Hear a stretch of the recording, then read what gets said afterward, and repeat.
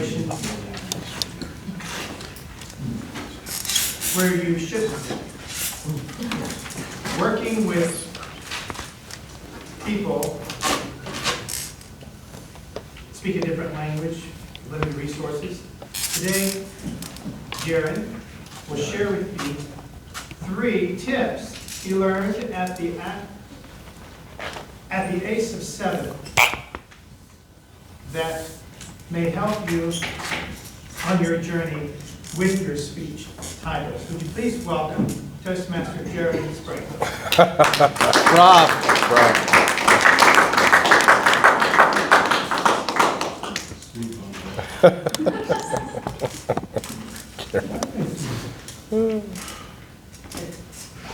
It started with a cough.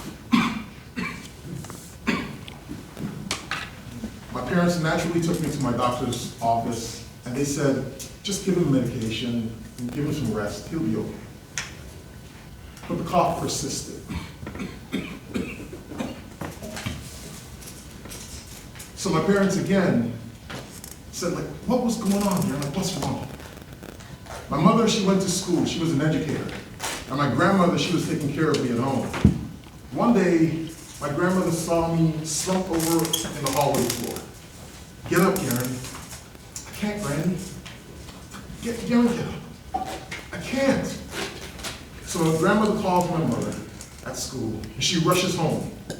As she's running in the house, she's like, Gerran, get up. Mom, I can't. She picks me up, and I crumble to the floor. They rush me to the doctor's office again, and they say, take him to the hospital immediately. We go to the hospital, and they found out I had pneumonia. Well, not just pneumonia, I had double pneumonia. We need to send him somewhere else. So they decided to send him to San Juan, Puerto Rico, to the children's hospital there. They had better equipment, better tools. My aunt, who was very resourceful, was able to get us a Cessna plane.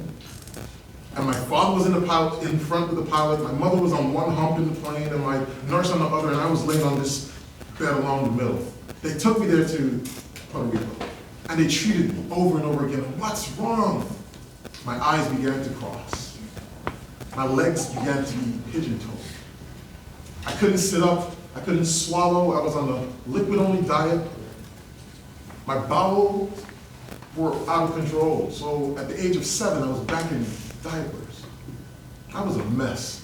And the doctors told my mother, you might as well plan for his death. My mother remembers talking to me as a child saying, hey, Gerran, one of these days you just might go to sleep, son. You may not wake up. When you wake up, though, you're going to see Jesus. Tough conversations. I remember my brothers coming up to my bedside, one of them saying, I love you. He never said I love you before. Why was he saying it now? As a kid, I didn't quite understand what was going on, but everyone else around me seemed to. I remember laying in the bed, looking out the side window, seeing heads passing by, seeing people walking by. Remember, I couldn't sit up. I was like, I want to be able to walk. I wish I could walk. And as I laid there, going on the treatments after treatments, it felt as though I never would. For 14 days, I was in this hospital. But in that first week, I remember the nurses using all kinds of machines, touching the bottom of my feet. Brrr, brrr.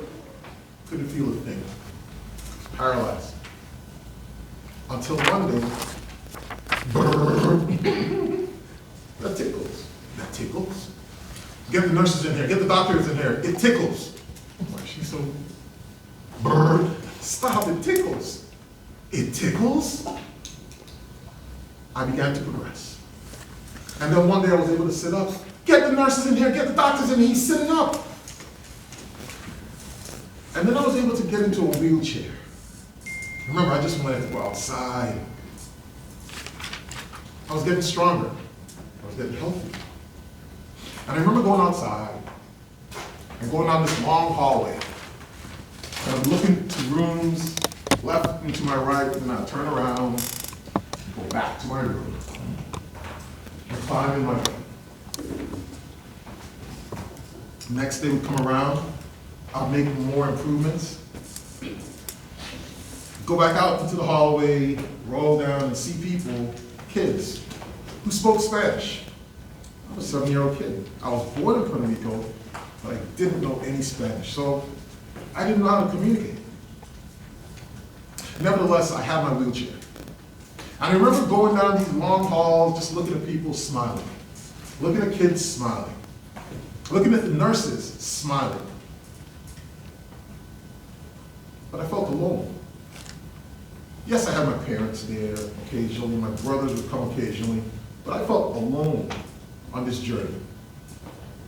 Why was I here? I don't have any legs. I could barely talk because my speech was all slurred. They found out that I had polio.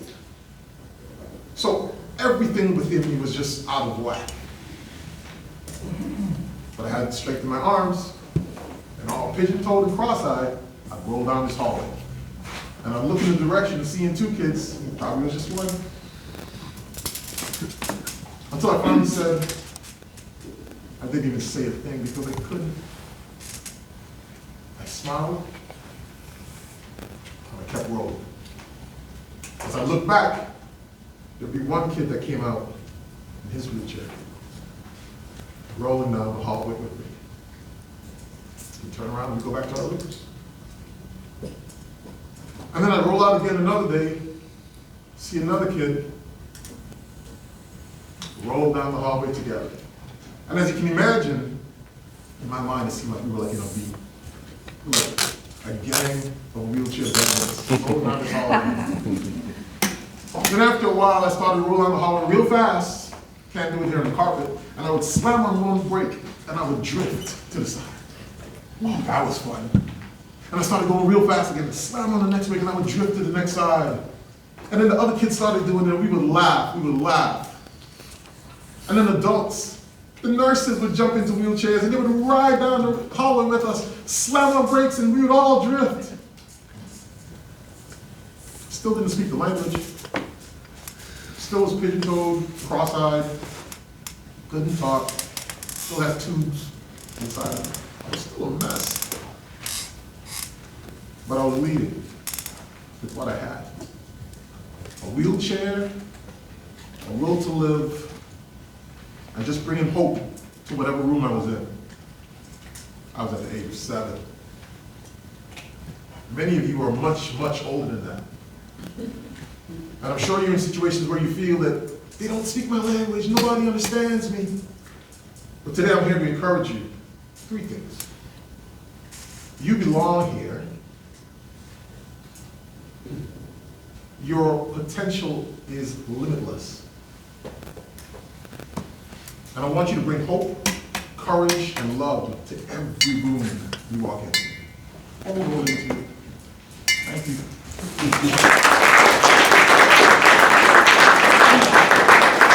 Those in here, the